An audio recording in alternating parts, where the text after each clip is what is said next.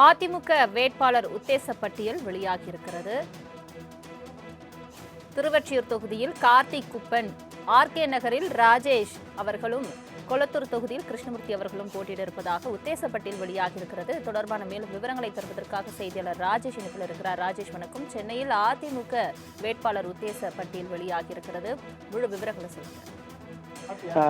தலைமை வணக்கம். சென்னையில் இருக்கக்கூடிய 16 தொகுதிகளில் கூட்டணி கட்சிக்கு 3 தொகுதி ஒதுக்கி இருக்கிறது அதிமுக தலைமையிலான பாஜக தேசிய ஜனநாயக கூட்டணி. அதில் 3 தொகுதிகள் என்பது கூட்டணி கட்சிகளுக்கு ஒதுக்கப்பட்டிருக்கிறது. ஒரு தொகுதி சைதாப்பேட்டை அம்மா மக்கள் முன்னேற்ற கழகத்திற்கும், பெரம்பூர் தொகுதி பாட்டாளி மக்கள் கட்சிக்கும் ஒதுக்கப்பட்டிருக்கிறது. அதே போல மற்றொரு தொகுதி மயிலாப்பூர் பாஜகவிற்கு ஒதுக்கப்பட்டிருக்கிறது. மீதம் இருக்கக்கூடிய 13 தொகுதிகளில் போட்டியிடக்கூடிய வாய்ப்புள்ள வேட்பாளர்கள் உத்தேச பட்டியல் என்பது தற்பொழுது வெளியாகி இருக்கிறது. திருவொற்றியூர் தொகுதியை பொறுத்த வரைக்கும் கார்த்திக் குப்பன், அவர் முன்னாள் சட்டமன்ற உறுப்பினர். குப்பன் அவர்களுடைய மகன். அவர் தற்பொழுது கவுன்சிலராகவும் இருக்கிறார். அதே போல ஆர்கே நகரை பொறுத்த வரைக்கும் அந்த கட்சியினுடைய மாவட்ட செயலாளராக இருக்கக்கூடிய ராஜேஷ் அவர்கள் போட்டியிடுவதற்கான வாய்ப்புகள் அதிகம் இருப்பதாக பார்க்கப்படுகிறது. கொளத்தூர் தொகுதியை பொறுத்த வரைக்குமே கொளத்தூர் கிருஷ்ணமூர்த்தி அவர்கள் போட்டியிடுவதற்கான வாய்ப்புகள் இருக்கிறது. ஓபிஎஸ் அணியிலிருந்து விலகி அதிமுகவில் இணைந்த நிலையில் அவருக்கான வாய்ப்பு வழங்கப்படும் என்றும் எதிர்பார்க்கப்படுகிறது. வில்லிவாக்கம் தொகுதியை பொறுத்த வரைக்குமே திருமங்கலம் மோகன் தற்போதைய மாவட்ட செயலாளராக இருக்கிறார். அதே போல திருவிக்கா நகர் தொகுதியை பொறுத்த வரைக்கும் ஆம்ஸ்ட்ராங் பொற்கோடிக்கான வாய்ப்பு வழங்கப்படும் என்றும், அவர் இரட்டை இலை சின்னத்தில் போட்டியிடுவதற்கான வாய்ப்புகள் அதிகம் இருப்பதாக தெரிகிறது. ஆனாலும் சில அதில் மாறுதல்கள் ஏற்படுவதற்கான வாய்ப்புகளும் இருப்பதாக கூறப்படுகிறது. அதே போல எழும்பூர் தொகுதியை பொறுத்த வரைக்குமே அபிஷேக் ரங்கசாமிக்கு வாய்ப்பு அதிகம் இருப்பதாக, அவர் மாணவரணி செயலாளராக இருக்கிறார். அவருக்கான வாய்ப்பு வழங்கப்படுவதற்கான வாய்ப்புகள் அதிகம் இருக்கிறது. ராயபுரம் தொகுதியை பொறுத்த வரைக்குமே முன்னாள் அமைச்சர் ஜெயக்குமார் அவர்கள் போட்டியிடுகிறார். அவர் நேற்றைய தினத்திலே அதற்கான அறிவிப்பு என்பது வெளியாகி இருந்தது. துறைமுகம் தொகுதியை பொறுத்த வரைக்குமே பாலகங்கா வாய்ப்பு வழங்கப்படும் என்று எதிர்பார்க்கப்படுகிறது. அதே நேரத்தில் ராயபுரம் மனோ அவர்களுக்கான அந்த வாய்ப்பும் இருப்பதாக கூறப்படுகிறது. அதே போல சேப்பாக்கம் திருவல்லிக்கேணியில் மாவட்ட செயலாளராக இருக்கக்கூடிய ஆதிராஜாராம் அவர்கள் களமிறங்குவார் என்றும் எதிர்பார்க்கப்படுகிறது. வேளச்சேரியை பொறுத்த வரைக்குமே தென்சென்னை மாவட்ட செயலாளராக இருக்கக்கூடிய அசோக் அவர்கள் போட்டியிடுவதற்கான வாய்ப்புகள் அதிகம் இருப்பதாக தகவல் வெளியாகி இருக்கிறது.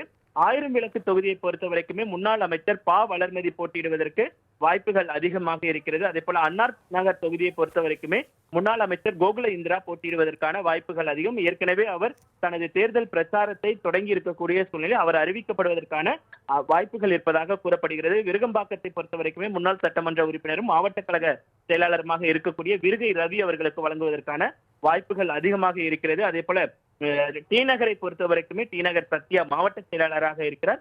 அவர் போட்டியிடுவதற்கான வாய்ப்புகள் அதிகம் இருப்பதாக உத்தேச பட்டியல் என்பது தற்பொழுது வெளியாகி இருக்கிறது.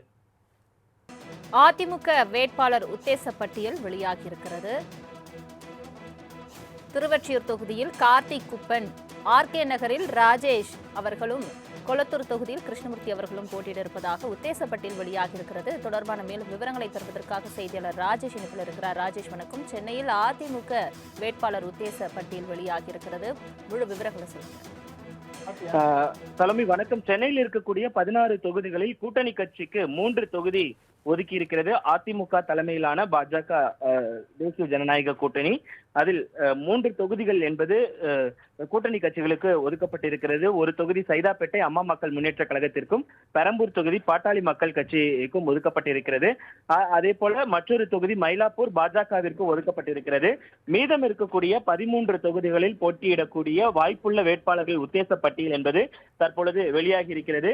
திருவொற்றியூர் தொகுதியை பொறுத்த வரைக்கும் கார்த்திக் குப்பன், அவர் முன்னாள் சட்டமன்ற உறுப்பினர். குப்பன் அவர்களுடைய மகன். அவர் தற்பொழுது கவுன்சிலராகவும் இருக்கிறார். அதே போல ஆர்கே நகரை பொறுத்த வரைக்கும் அந்த கட்சியினுடைய மாவட்ட செயலாளராக இருக்கக்கூடிய ராஜேஷ் அவர்கள் போட்டியிடுவதற்கான வாய்ப்புகள் அதிகம் இருப்பதாக பார்க்கப்படுகிறது.